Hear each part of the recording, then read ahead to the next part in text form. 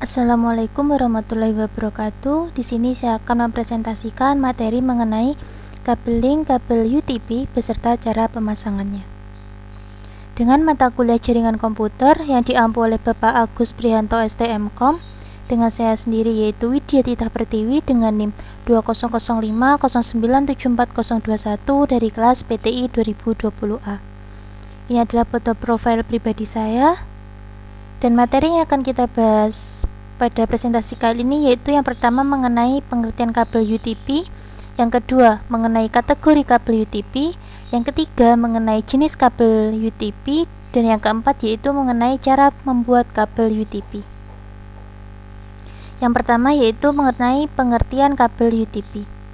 Kabel UTP atau Unshielded Twisted Pair atau yang biasa disebut kabel jaringan LAN oleh masyarakat merupakan salah satu kebutuhan penting pada sebuah jaringan komputer. Tanpa adanya kabel ini, jaringan komputer tidak mungkin terhubung, terkecuali jika menggunakan jaringan wireless. Fungsi dari kabel UTP adalah menghubungkan komputer satu dengan komputer lainnya.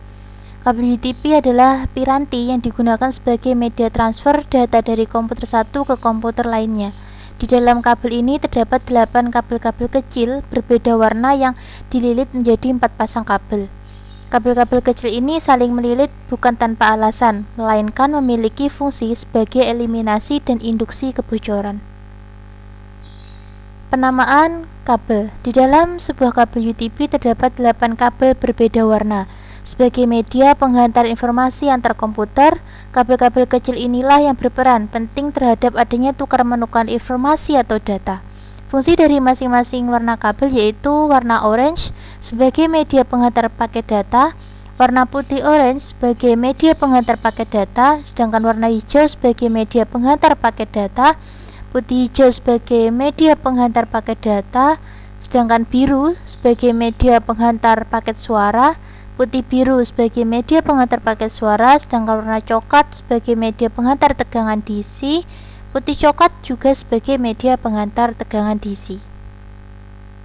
Yang kedua itu mengenai materi kategori kabel UTP. Kabel UTP dikategorikan menjadi beberapa kategori berdasarkan kualitas transmisi data. Kategori-kategori kabel UTP biasa disebut CIT, X merupakan kategori kabel UTP yang dimulai dari angka 1. Semakin tinggi kategori X-nya, semakin cepat kecepatan transmisi data. Berikut adalah beberapa kategori kabel UTP yang ada saat ini. Yang pertama yaitu CIT1 atau kategori 1, yaitu merupakan kabel UTP dengan kualitas transmisi data paling rendah, yaitu hanya sebesar 1 Mbps saja. Ini hanya didesain untuk komunikasi data suara analog saja, sehingga penggunaannya terbatas hanya untuk telepon saja. Yang kedua yaitu CIT2 atau kategori 2, yaitu mampu mentransmisikan data dengan kecepatan sampai dengan 4 Mbps.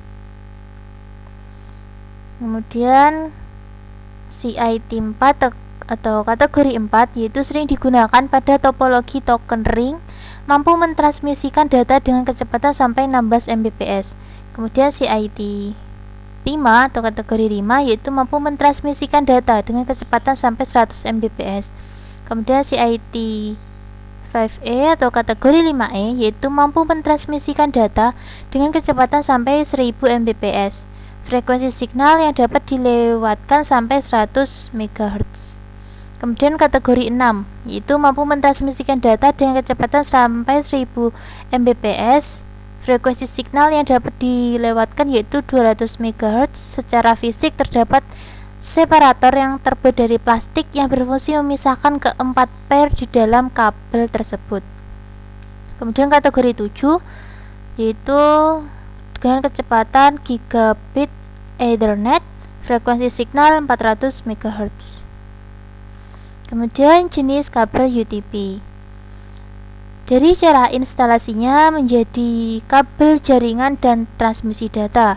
Kabel UTP dibedakan menjadi 3 jenis, yaitu jenis yang pertama yaitu kabel UTP straight through, kemudian crossover dan rollover.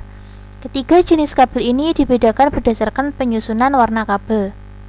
Pemasangan urutan warna kabel mengikuti 2 aturan standarisasi internasional, yaitu aturan IEEE TAE 568A dan TAA IAA 568B. Agar lebih mudah dalam menghafal standar internasional ini, kita sebut standar IAA TAA 568A sebagai standar A, sementara standar TAA IAA 568B kita sebut standar B. Ini adalah gambar dari perbedaan standar internasional A dengan standar internasional B. Dilihat dari urutan warnanya saja sudah berbeda. Standar A urutan 1 berwarna putih hijau, sedangkan standar B urutan warna yang pertama yaitu putih orange. Selanjutnya urutan kedua juga berbeda. Nah, bisa kita lihat. Kemudian ini adalah penjelasan mengenai kabel UTP jenis straight through. Untuk jenis kabel straight through, kedua ujung kabel UTP menggunakan satu susunan warna dari standar yang sama, yakni standar A di ujung yang satu dan standar A di ujung yang lainnya. Begitupun jika menggunakan standar B, maka di kedua ujung kabel menggunakan standar B.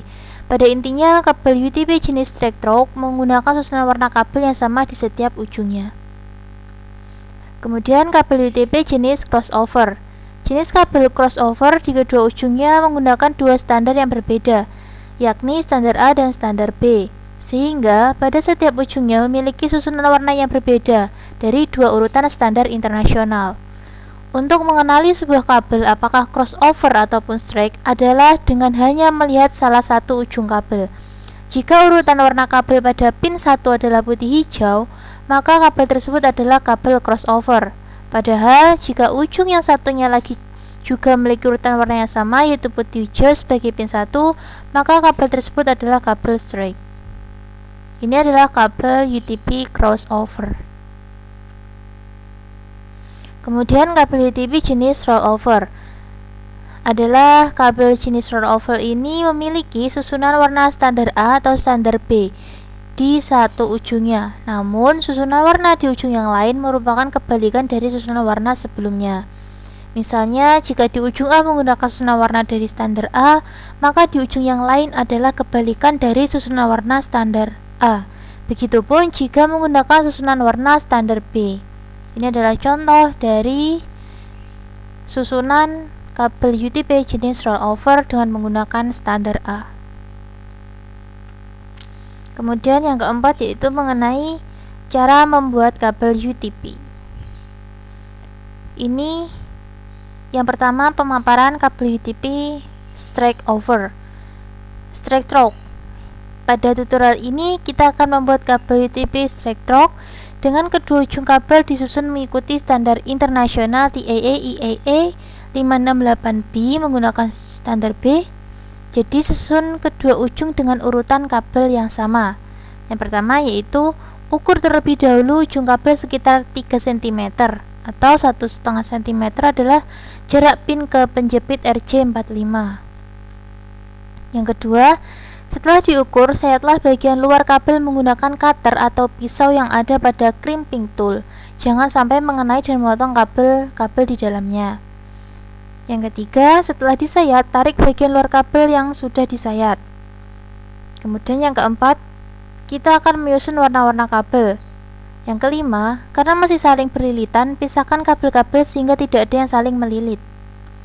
Yang keenam, urutkan warna-warna kabel sesuai urutan warna standar B, dimulai dari sebelah kiri.